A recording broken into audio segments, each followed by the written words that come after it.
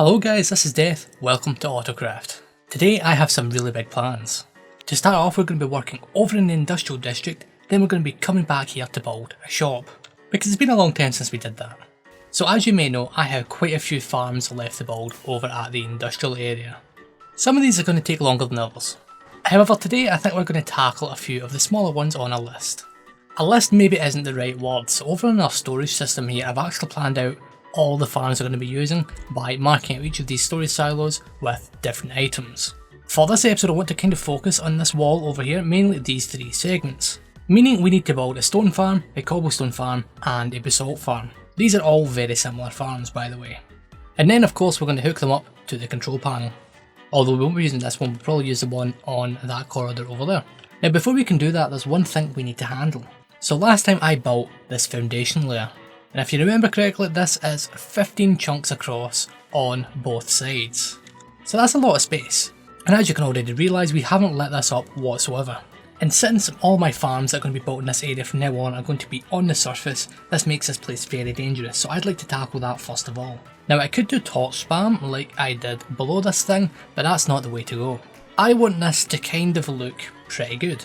So we're going to do some hidden lighting.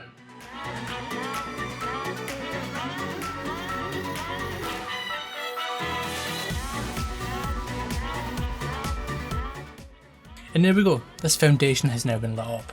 And now this area should be really safe for construction, other than dealing with phantoms and pillager patrols. Also, having all these carpets, it kinda looks a bit trippy. I do realise I probably could have spread these light sources out a little bit more, but you know what, it's fine. So next up, before we start building these farms, I'd like to get the storage sorted for each of these, because there's a little bit of work we need to do out the back. Now, the three of these farms are going to produce quite a few items. I'm not entirely sure a single item filter can keep up with these farms. So we'll probably do what we did with the other farms and we'll expand them. Best to get that stuff in place before we actually build them. Okay, the sorting system in the back here is complete, and each of the filters have been populated with items, meaning that we can start construction in these farms. Now to start off, I think we're actually going to build the basalt farm, mainly because the design we're using was designed by a fellow server member, Splash. I've used this design multiple times before and that is super reliable. So let's jump into hyperspeed build mode and get this farm constructed.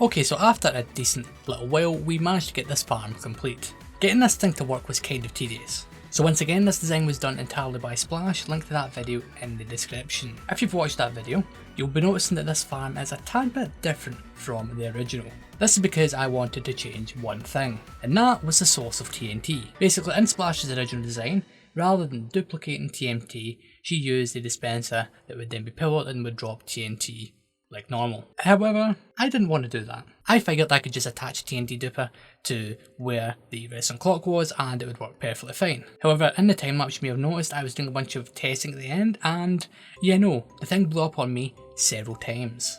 So what we ended up doing was it ended up raising the redstone clock, which is up there, up a few extra blocks. We built some obsidian protection walls around the bottom here.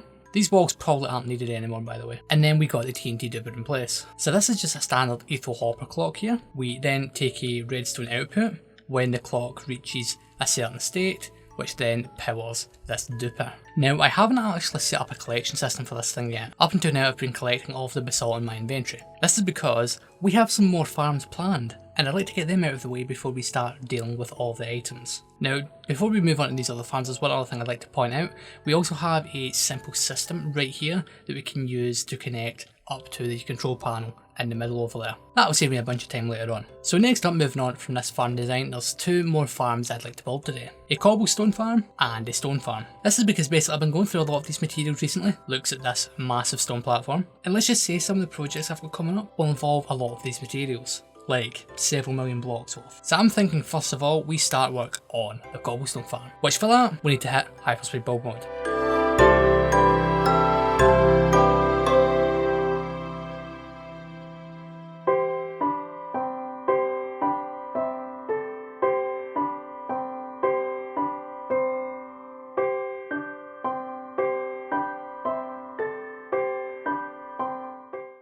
Alright, so this Cobblestone Farm is done. This design is by Almango, link to it in the description. Now I've popped into FreeCam real quick just so that we can explain how this farm works. Essentially we have an array of 8 stone generators, because when stone is destroyed by TNT it drops cobblestone. When this stone is generated, the pistons wait for a redstone pulse from this clock over here and then start pushing the stone into the centre here where it's then blown up. We make use of a TNT duper here, but whereas in the last system we dropped the TNT straight away, in this one we actually align it to the centre of a block, meaning that the TNT blows up in the same place every time. Now just like with the last farm, we have a lever up there that we can use to activate this system, meaning that we can easily hook up to the control panel down below. Another thing I should mention as well, this Cobblestone Farm is completely overkill. This thing will produce 120,000 items per hour, which is way more than we can handle in this storage system down here. So what this actually means is we won't need to have this turned on for that long in order to fill up our storage. Now before we go ahead and build the stone farm, because I'm not entirely sure if we're actually going to do that, it's still an idea, what we're going to do is we're going to get the item transportation system in place for these things, which all we need to do is take advantage of the drop chute here and the same drop chute in this farm, take them down below the platform here, probably route them into the same water stream, and then take them over here to be aligned and then put in to the sorting system. Alright, let's get to it. Okay, the item transportation system for these farms is now in place. So technically we can now turn both of these on. But no, that's not happening. Let's connect these up to the control panel. Okay, so as you can see we have both these farms connected up to the control panel, and I've went ahead and set up the inputs for the other control panel segments. These will be used when we have more farms in the area. So now that we've done all of that stuff, I figured we'd take a look at the redstone real quick. So all I did was set up some redstone torch towers, make sure they were connected up to the inputs properly, and the rest of it's just standard redstone lines. And with all of that stuff being out of the way, I'm going to turn both of these farms on, and I'm going to AFK until both of these storage silos are full. This may take some time. Okay, so after being AFK for a few hours, both of these storage silos are now full. And since they've filled up, I've went ahead and turned both of these farms off. And now that both of these are out of the way, we can focus on the stone farm. Which before we build it, I think we should discuss this a little bit. So the way I see it, we have two options.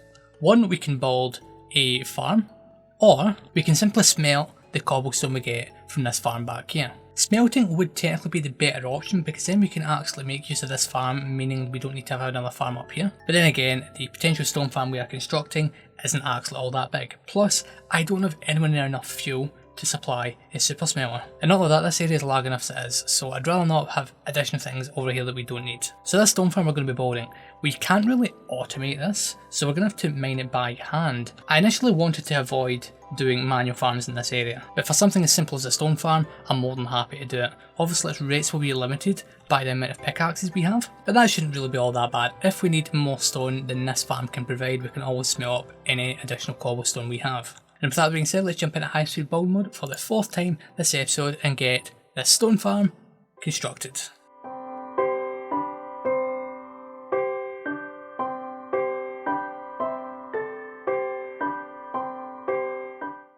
Okay, so this stone farm is done. This design was done by AutoCraft, link in the description. So obviously it's a lot smaller than all of the other ones because, well yeah, it's a small manual farm. But one thing I should point out is we haven't actually finished working on this yet. Technically we can start using it, but there's nowhere for the items to go, plus those pistons don't actually do anything right now. So the idea is we'll break the blocks like so, and then the pistons are pushed over and we'll do the other line here as well. Right now we can't do that fast enough, so we're going to need a haste tube beacon. Good thing I have a few of those. And I think I'm probably going to get rid of these hoppers as well. Okay, so first of all, let's deal with the redstone. This will have to go underground. Once we have the redstone in place, we can work out how the item transportation system for this thing is going to work. Okay, so we went ahead and got the redstone in place to make these pistons work. I went ahead and turned off our block sounds because those piston sounds will get annoying very quickly. So down here we've got a simple redstone clock.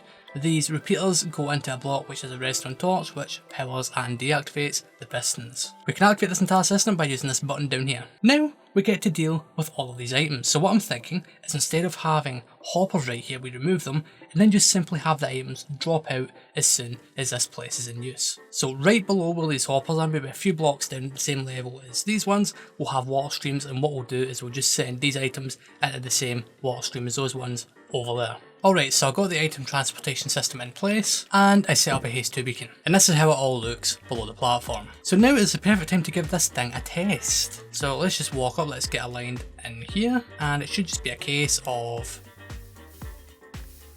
Okay, that works quite good actually. Now I could do a proper AFK session at this, but I don't actually have the time right now. And not only that, I don't really need stone at this moment in time, so we're doing the AFKing for this off camera. Now I had planned on building a shop in this episode as well, but something else has come to my attention and we need to address this right now. So you may remember a few episodes ago we did a bunch of lag proofing over here in the industrial area, and we did that by setting up a system to destroy items in each of our farms. However, I've been AFK a bunch since then, and if we look at the F3 menu, up here you can see we have 1,700 entities in this area. That's with everything turned off, which means the measures we took to reduce lag in a previous episode are no longer working. So what I'm actually going to have to do is each of these farms down here, I'm going to have to rework the redstone for all of them. Now bear in mind, I've been working in this area for months. There's a lot of redstone here, there's lots of pistons, lots of other things. So I need to do all of that right now.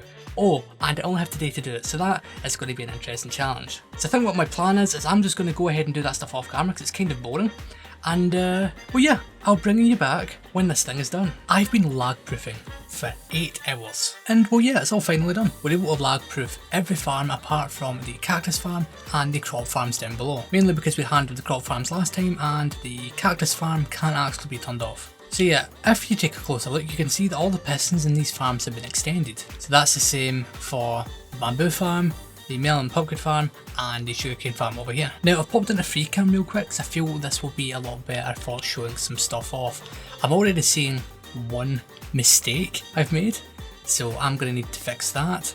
But as you can see, this is how this whole system works. So we've got these redstone lines that have been tucked right in neatly into the sides of these modules, and we have these redstone torch towers that, you know, block or extend these pistons here. Obviously right here that's not the case, but if we go to a cell that's working, yeah, here it is. Now some of the cells are a little bit different, so to redirect some redstone lines, that's why we make use of all of these, what do you call them, target blocks, which are quite annoying to get. Oh, and this is the redstone lines out the back of each of the farms, and they all connect up to the lines we laid down in a previous episode. So essentially what happens is, let's say we're going to turn off the melon and pumpkin farm. So it's obviously in an off state right now. So let's just assume it wasn't. So okay, I want to turn this off because it's causing lag on the finish. So I'll turn this off.